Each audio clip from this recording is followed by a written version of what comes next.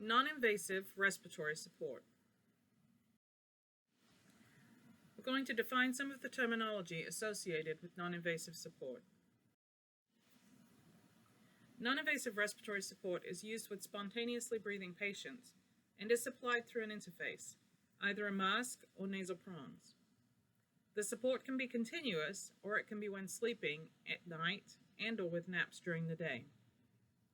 Non-invasive support can be delivered via several different devices. CPAP, continuous positive airway pressure. CPAP applies a steady, constant pressure throughout inspiration and expiration, as you can see on the graphic below where it demonstrates a CPAP of 6, a constant, steady pressure.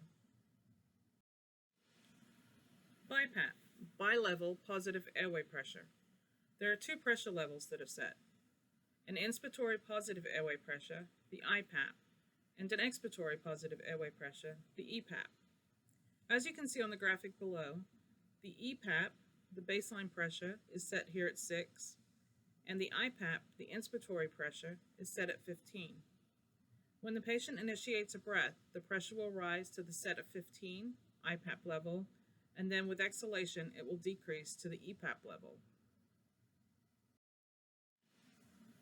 The most common way to provide non-invasive respiratory support is through a nasal mask. This is a mask that covers the nose and is held in place with headgear. There are gel or silicone masks, and there is also a fabric mask that is available. Infrequently used is a full face mask, which covers both the mouth and the nose. This mask would be utilized when the patient cannot or does not keep their mouth closed and the pressure is lost through the open mouth.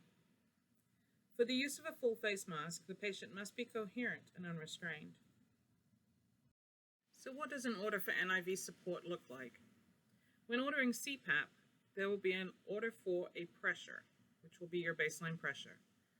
This may be on room air, or there may be an order to titrate the oxygen level to maintain oxygen saturations. BiPAP, you're going to have your IPAP order and your EPAP order. Shown here is 12/6. With BiPAP, you also have the option of a rate added. This is typically used for your sleep apnea patients that may need to ensure that they do not go apneic during the night. Once again, this may be on room air, or you may have an FiO2 order to maintain oxygen saturations. The respiratory therapist will place the settings on the device and set alarms. A mask will be selected that fits the patient without encroaching on the eyes, and the headgear will be sized for the patient.